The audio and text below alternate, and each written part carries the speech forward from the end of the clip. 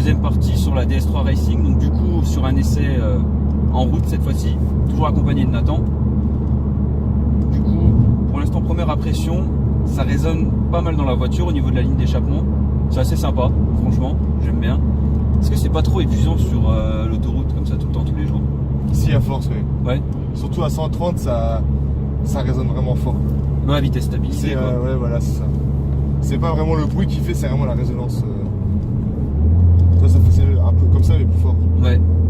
Bah, surtout que j'ai déjà vu là, même à 2000 tours minute, un truc comme ça sonne, ça fait vraiment, c'est vraiment super fort quoi. Et du coup, j'avais une question aussi. Combien est-ce que tu consommes en moyenne, on va dire? En moyenne, je fais du 8 litres. Ouais, ça va en vrai. Hein. 8 litres. Pour une sportive comme ça. Bon, surtout que toi, tu tapes quand même un peu dedans, du coup, non? Ouais, je tape tout le temps dedans. Ouais, du coup, franchement, même pour une conduite sportive, ça va quand même. 8 litres. Je conduis tranquillement, puis au moins une fois par jour, j'essaie de la. Pas qu'elle s'encrasse, pas qu'elle prenne l'habitude, même si c'est qu'une voiture. Histoire que. Mais du coup, c'est vrai qu'on en a pas parlé. Est-ce que c'est ton daily? Est-ce que tu dis c'est mon daily, ouais, je dis tous les jours. Ouais. Pour aller au taf et tout ça. Taf, okay. Pour aller partout, me promener, rasso, le taf, tout. Ouais, t'as déjà fait des rassos? Le premier vendredi du mois, il y a le RDVA à Nancy, enfin du coup à Saint-Nicolas maintenant. Ouais. Donc entre passionnés, on se rencontre. C'est un super rasso parce que c'est assez. Enfin, on va dire, il y a des règles. Il n'y a pas de run, il n'y a pas de rupteur. Bon, il y en a qui en font, mais c'est directement réprimandé quoi. Ouais, puis ce qui est dommage, c'est qu'après, à cause de certaines personnes comme ça, c'est mal vu. Du coup, après. Ça fait plusieurs fois qu'il a bougé le rasso parce que. Bah, une fois parce qu'ils sont fait. Moi, j'étais pas encore dans le monde des voitures de sport, donc j'étais pas là, mais ils ont bougé à cause du bruit, à cause de tout ça quoi. Et la deuxième fois, bah, c'était plus pour trouver un nouvel endroit, c'est sympa. Donc, maintenant, on est à Saint-Nicolas tous les premiers vendredis du mois à 21h. Voilà, on se retrouve avant au McDo, bien sûr. Ouais. On se connaît pas, mais tout le monde va au McDo avant d'y aller, donc on se croise tous. Ouais, mais c'est vrai que les rassos, c'est quand même un super truc. T'es là, tu fais des rencontres et tout ça. C'est ça, bah moi j'ai rencontré pas mal de potes comme ça. Au début, on m'a dit, tu vas voir, t'as une voiture de sport, tu vas faire taxi, on va te parler pour ta voiture, alors que c'est pas non plus une Ferrari, quoi. Mais et en fait, non, on rencontre des passionnés, on parle mécanique, c'est assez sympa. Surtout que moi j'adore la mécanique, j'aime bien démonter les moteurs et tout. Donc, ah ouais, tu touches un peu? Je touche un peu en mécanique, ouais. Voiture un peu moins, moto plus, ouais. C'est plus simple aussi la moto. T'es aussi moteur? J'étais moteur avant, mais t'as arrêté, sur ouais. des petites cylindrées, des motocross, quoi. Ok, d'accord. Et du coup, genre, maintenant, c'est une question un peu personnelle. D'où t'es venue finalement la passion de l'automobile?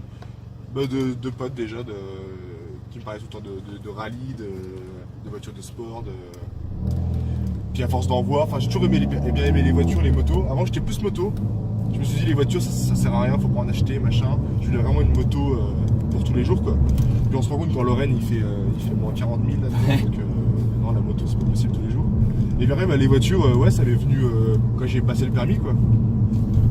Alors au début on roule comme des barjots avec des petites voitures de jeune permis on va dire. Ouais comme tout le monde. Après je suis encore jeune permis mais.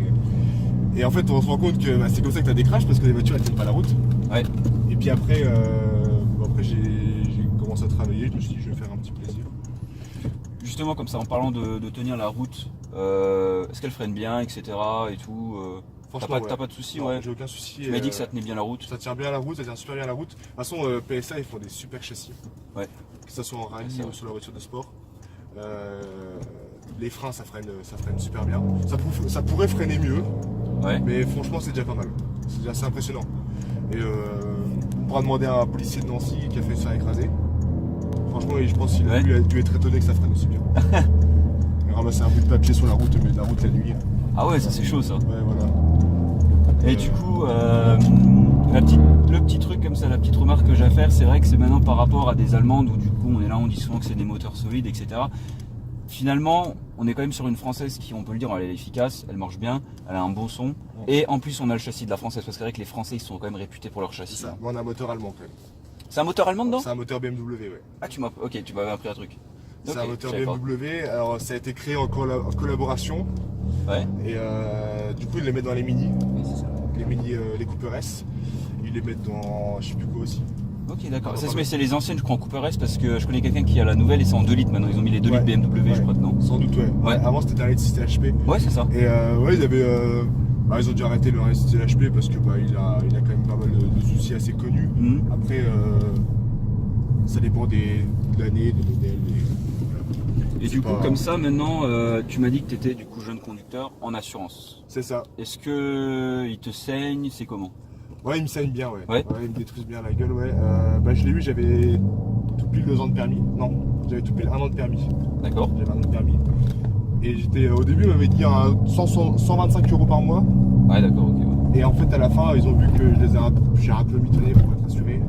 Ils m'ont mis 165 € par mois. Ah ouais, ok. Là, j'ai rebaissé vu que ça fait 2 ans que j'ai le permis maintenant. Ouais. Enfin, ça va faire 3 ans en octobre, mais au bout de 2 ans, en octobre dernier, ils m'ont mis 144 € par mois. Ouais, bah, c'est ce que j'allais dire, c'est vrai que 165 c'est quand même énorme. Parce que en moyenne, moi je m'étais renseigné par rapport à. Bon, je parle pour moi, pour mon véhicule, mais du coup, en moyenne, on m'avait dit 140, et c'est un petit peu les prix qui ressortent le plus souvent, c'est 140. C'est vrai que maintenant 165, ça fait quand même très cher, 125, t'as quand même un bon prix quoi. Hein. Non, 125, ça allait. Ouais. Surtout que j'avais mon meilleur ami qui a une DS3 110 chevaux diesel, Ouais. qui payait 150 € lui. Ah Alors, ouais. du coup, moi je lui dis, vas-y, 125 c'est moins cher que lui, et j'ai plus de chevaux, je dis, bon bah c'est bon quoi. Bon, après ils m'ont mis plus quoi. Après j'ai une deuxième assurance dessus, donc si je l'expose, on me rembourse le prix de l'Argus quand même. C'est Ok. une deuxième sécurité que j'ai préféré prendre. Au cas où quoi, on sait jamais.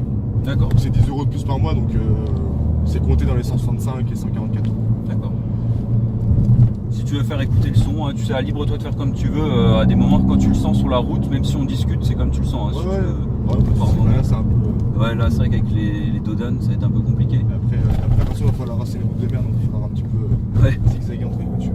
Gentiment, bien sûr, en toujours. respectant les codes de route. Toujours. Mais du coup, est-ce que tu as des projets dessus? Ou est-ce que maintenant tu vas vouloir t'orienter vers une autre voiture? Je sais pas, qu'est-ce que. Bah là, je vais la vendre Ouais. dans les prochains mois. Ouais. Et je vais repartir sur une Clio 4RS, D'accord, donc jeune Sirius, normalement, c'est sympa ça, ouais. en pack cup. Je prends pas la Trophy parce que c'est encore beaucoup trop élevé au niveau prix. Et j'ai pas envie de mettre 30 000 € dans une voiture. Ouais, je comprends, ouais. Enfin, je dis 30 000 €, mais même si c'est moins. Donc le pack cup, ça me paraît déjà assez intéressant. Ouais, Donc, là, là, ça, par là, contre- ça va tenir la route. Hein. Ouais, Pas ça de va cup, être- ouais. Mais ce que je comprends pas, c'est qu'un pack cup, ça vaut 600 € c'est un pack, c'est une option à 600 € quoi. Et qu'il y en a qui l'ont pas pris quoi. Ouais. Ça c'est un peu. Après, souvent les gens, j'ai déjà entendu, parce que j'ai un peu regardé sur les forums, trucs Clio 4RS, sur les groupes Facebook, tu sais, je suis sur dans pas mal de Ouais. groupes pour voir un petit peu ce qui se dit, ce qui se fait.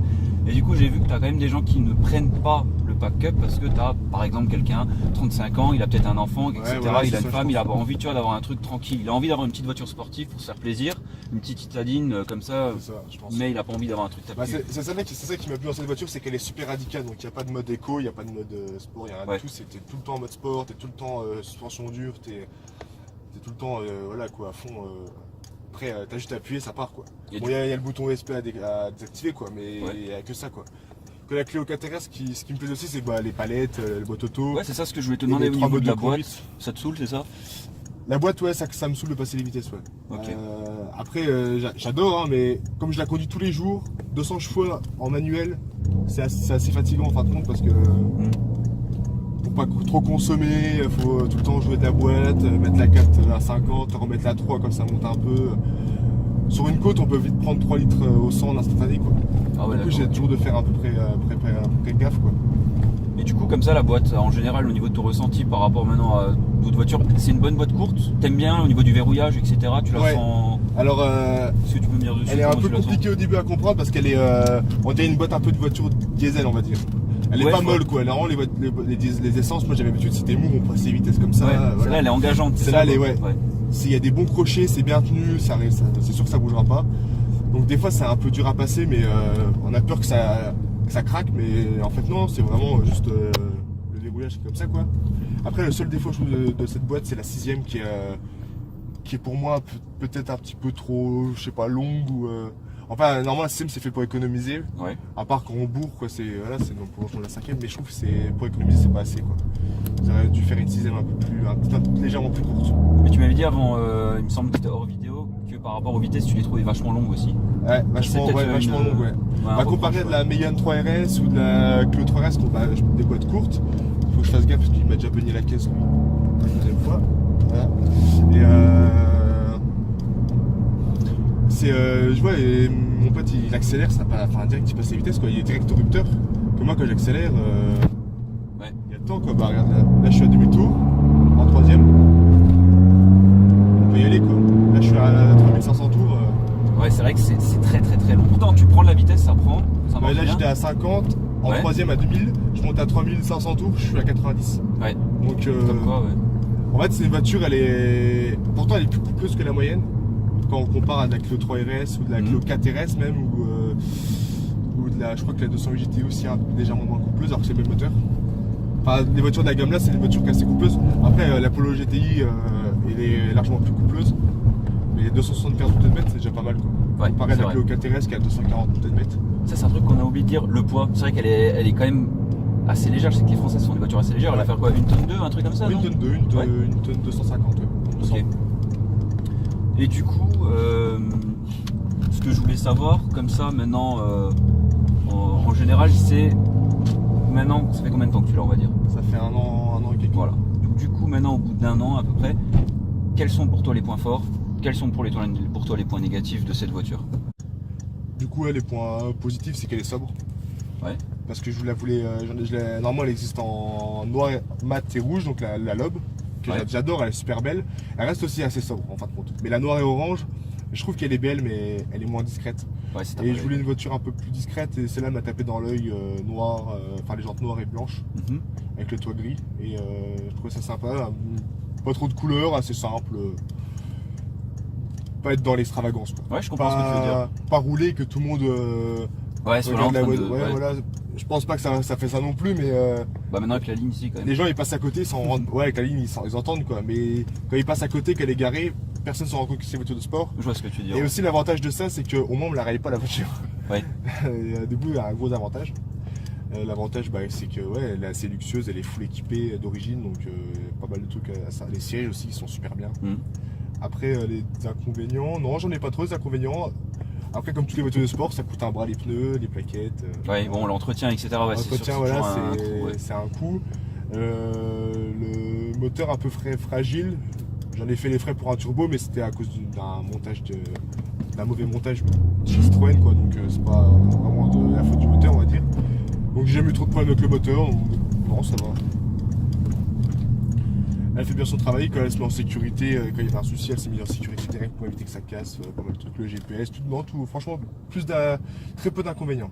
Après, je pense que pour certaines personnes, parce que moi j'ai besoin d'une voiture vraiment radicale, certaines personnes, le fait qu'elle soit trop radicale, ça peut être dérangeant. Ouais. Qu'il n'y ait pas de mode éco où la suspension elles sont un peu plus molles, la conduite est un peu plus cool. Ouais, ça comme peut ça. être dérangeant, mais moi ça me dérange pas du tout. Je suis tout le temps comme ça, je suis tout le temps prêt À attaquer. à attaquer. Puis j'habite à la campagne, donc Justement, maintenant je pense comme ça, en parlant d'attaquer, est-ce que tu as déjà un peu titillé d'autres voitures? Si oui, lesquelles? Et du coup, quel était le résultat, quoi? alors, hier soir j'ai testé une petite 120D. Ouais. Ça marchait pas mal. Mais bon, les diesel ça monte pas aussi autant dans les tours que moi. Justement, comme je le disais, moi je monte, ça met longtemps quoi. Du coup, le temps le mec il passe les vitesses, moi j'étais là, il a passé 3 vitesses, j'étais encore en train de pousser la mienne, je l'ai mangé. Ouais. J'ai mangé C63S AMG, Ah ouais? donc ouais, impressionnant.